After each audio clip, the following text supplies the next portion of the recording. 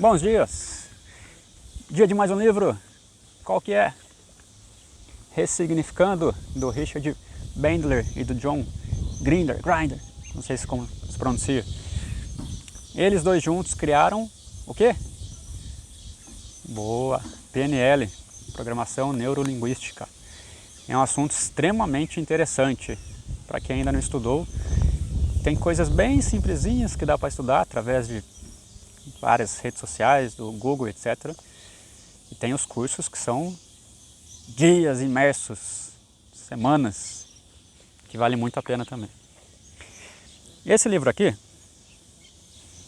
ele é uma continuação do Sapos em Príncipes, em que naquele livro lá eles contam dos 6 passos dessa metodologia que eles criaram para a ressignificação.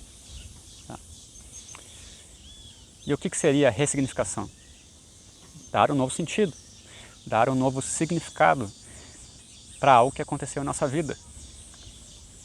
Geralmente para coisas que nós consideramos negativas, traumas. Quem não tem, né?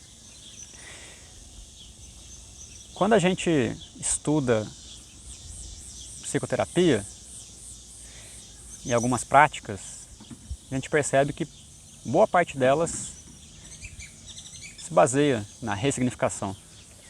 Eles aqui também beberam muito do Milton Erickson. Ele fazia hipnose, né?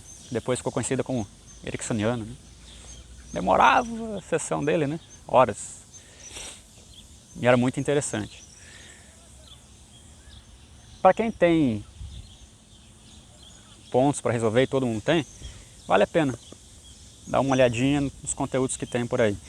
Esse livro é um pouquinho denso, não é tão simples, uma leitura tão fluida, mas é muito bom. Sim, na verdade esse livro aqui ele foi feito para quem trabalha com psicoterapia. Então, por isso que ele tem linguajar um pouco mais denso. Tá? Eu vou trazer algumas referências enquanto eu leio, que depois vocês podem ir pesquisando, que são pessoas que também são bem conhecidas, fora do Brasil, no mundo inteiro, aqui dentro do Brasil, para pesquisar um pouco mais sobre. Mas esse assunto de PNL é um assunto que deveria estar nas escolas, mas preferem nos ensinar cosseno ao quadrado, mas seno ao quadrado. Vamos lá, eu vou ler alguns trechinhos, fazer breves comentários nesses 7 minutos que me restam. Sim, eu estou escuro, mas eu prefiro me deixar escuro para privilegiar essa paisagem maravilhosa. Show? Começando! Capítulo 1, páginas 13 e 14. Não vou me aprofundar aqui porque não sou nem da área, né? Formado, sou só um entusiasta, então vocês procurem alguém que é formado. 13 e 14. O capítulo é ressignificação de conteúdo, modificação do significado ou contexto. Aqui nesse capítulo ele traz essas duas abordagens, né? Para ressignificar o conteúdo, ou pelo significado, mudando o significado, ou mudando o contexto. Vocês vão entender daqui a pouquinho. Vamos lá, primeira página 13. Um de meus exemplos favoritos é este. Certo dia, num workshop, Leslie Cameron Bandler estava trabalhando com uma mulher que tinha um comportamento compulsivo, era fanática por limpeza. Era o tipo de pessoa que tirava o pó até das lâmpadas. O resto da família conseguia funcionar muito bem frente a tudo que a mãe fazia, exceto no que dizia a respeito às suas tentativas de cuidar do tapete. Ela gastava um tempo enorme tentando não deixar as pessoas andarem por cima dele, porque deixavam marcas nos pés. Não de lama nem de sujeira, apenas marcas nos pelos do tapete. O que Leslie, a terapeuta, fez com essa mulher foi o seguinte. Ela disse: quero que você feche seus olhos e veja seu tapete. E veja que não há uma única marca de pés nele. Nenhuma. Está limpo e fofinho. Nenhuma marca em nenhum lugar. A mulher fechou os olhos e estava no 7º céu, sorrindo absorta. Depois Leslie disse, e observe que isso significa que você está completamente sozinha e que as pessoas que lhe são queridas e que você ama não estão em parte alguma por perto. A expressão da mulher mudou radicalmente. Ela se sentia terrivelmente mal. Depois Leslie disse, agora ponha umas marcas de pés e inteire-se de que as pessoas que lhe são mais importantes no mundo estão por perto. E naturalmente ela se sentiu bem de novo. Aqui ela mudou o significado. Para ela tinha um significado que era ruim. Meu Deus, marca. E o significado que a Leslie deu para ela foi: as marcas representam pessoas amadas por perto. Cortella tem um videozinho que ele fala, casas, né, que principalmente casas que tem criança, não tem como ser aquela casa toda organizadinha. Se for aquela casa organizada é porque não tem vida. Então você muda o significado. A bagunça significa felicidade e não uma bagunça. Capítulo 1, página 17.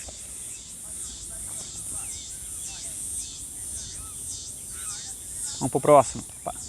Capítulo 1, página 40. Tem muito pouco tempo. Vou pegar exemplos diversos. Um homem falando durante um treinamento. Então, a ressignificação, seja uma crença reduzida ou um pressuposto maior, consiste em simplesmente tomar a preocupação a respeito de alguma coisa para torná-lo algo positivo. Aí, o treinador. Não! Cuidado com essa história de positivo. Vocês ressignificam de um modo que, num dado contexto, seja útil. Vocês precisam tomar cuidado que essa história de positivo e negativo é positivo ser útil. A propósito, isso é uma ressignificação. Até este momento falamos exclusivamente de ressignificar alguma coisa ruim em alguma coisa boa. E na terapia é desse jeito que geralmente é mais útil. Mas a ressignificação não serve apenas para pegar coisas que têm conotações negativas e modificá-las para terem conotações positivas. Às vezes é útil significar em sentido inverso. Por exemplo, pense em alguém que realmente crê em si mesmo, mas é incompetente. Ele precisa ter a sua confiança ressignificada para uma exagerada confiança. Geralmente, quando a gente faz tratamento, é algo ruim e bom, mas quando a pessoa pensa muito bem de si, não é o que condiz com a realidade, também precisa desse cuidado. E a ressignificação do positivo e negativo, aqui eu vou trazer para o lado espiritual, tá? De que não existe positivo ou negativo, tudo é apenas uma experiência, né? Estamos aqui para absorver o máximo de aprendizados. E mais além ainda, está na Bíblia, para quem crê, tudo é bom, tudo acontece para o bem daqueles que amam a Deus. Se a gente levasse esse fato ao pé da letra, talvez nem ressignificação a gente precisaria fazer. Se cada coisa que a gente rotula como negativo, a gente compreendesse que lá é só uma partezinha do que de fato deveria chegar para a gente, de tudo de ruim, já não seria isso já um motivo de agradecimento em tudo dar graças? Tem no capítulo 5, página 164, que eu não vou conseguir falar, que fala sobre âncoras. Dê uma pesquisada aí também. Pode ser, gatilho e âncora são coisas diferentes, mas tem correlação, dá uma olhada aí. Para finalizar, capítulo 6, página 197. O que faz a ressignificação realmente funcionar é vocês desenvolverem um canal para o inconsciente. Por inconsciente, quero dizer aquela parte da pessoa que a força a executar o comportamento que conscientemente ela deseja mudar. Ou que a impede de executar o comportamento que conscientemente ela deseja ser capaz de realizar. Vou resumir aqui. Ele mistura inconsciente, fala de várias coisas. Hoje a gente divide até em subconsciente, aquilo que está como programação, inconsciente são os instintos. Mas atente-se para a primeira infância do 0 ao 7, principalmente quem é tutor que cuida de crianças, é lá que são instaladas as principais crenças. Subconsciente. Em outro vídeo eu falo mais, mas pesquisem bastante sobre PNL.